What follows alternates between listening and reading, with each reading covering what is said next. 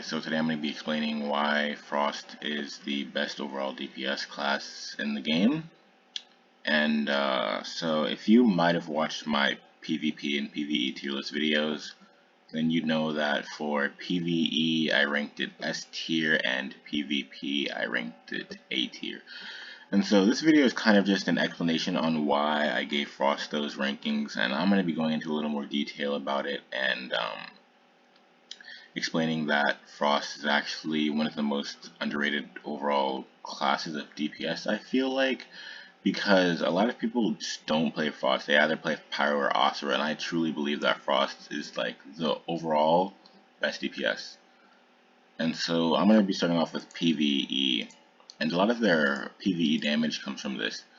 The Frost Stigma skill is ridiculously broken. At max level, it gives 50 to 41% damage and 50% damage increase for monsters.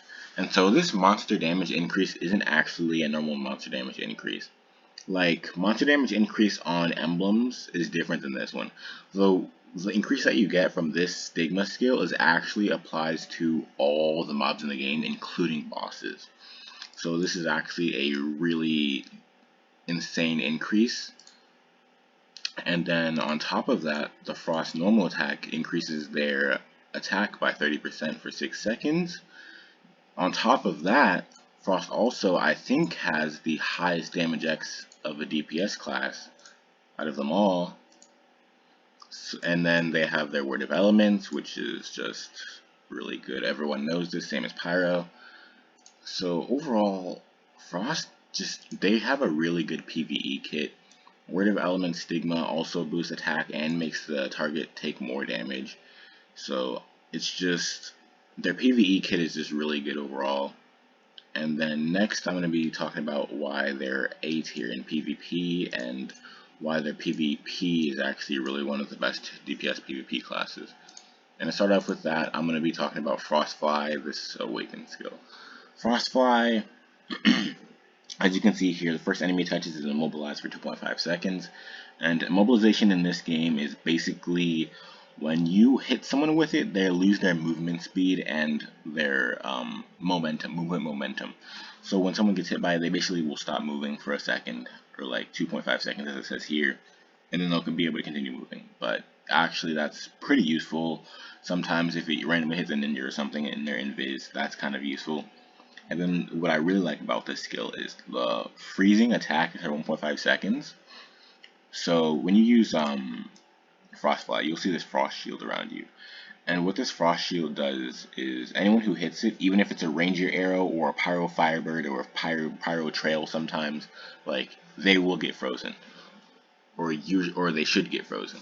And honestly, that is in itself is just huge value in PvP. That really increases their survivability for one, and can help control the other enemies' moves and how they move. Next, for PvP, why they're really good at it is Blink. Blink gives 2-second invisibility and then a 2-second super armor, which is basically like a mini void. Just I know the timing is like a lot worse, but it's really just a mini void in all honesty. And then it also gives the movement speed increased by 25% for 3 seconds.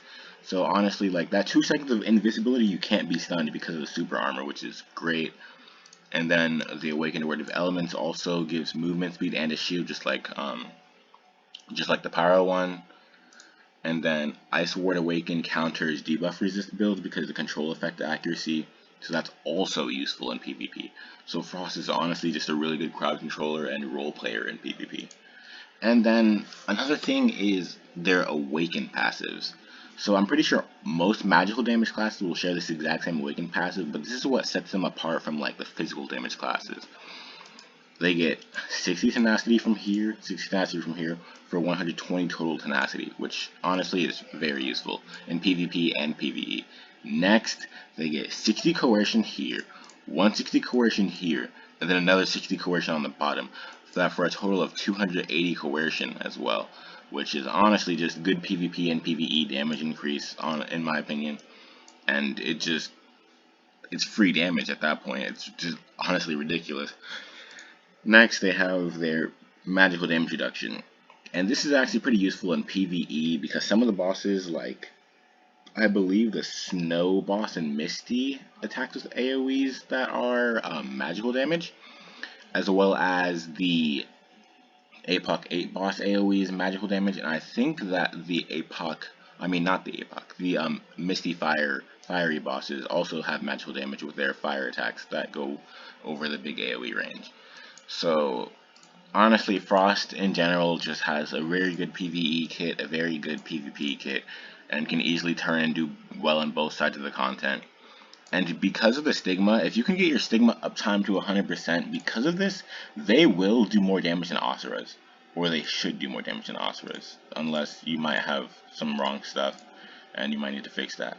But one of the other things about Frost is they don't have base stat increases for crit rate and ignore defense, which is part of the reason I wouldn't recommend a lot of free-to-play play it, because if you can't reach those stats, then you will be missing out on a decent chunk of DPS. But for base stats, you should get 180% crit rate and 100% ignore defense for Frostweaver to maximize the DPS truly, and that's why I think that Frost is the best overall DPS class. Thank you for watching. I hope you guys enjoyed or learned something.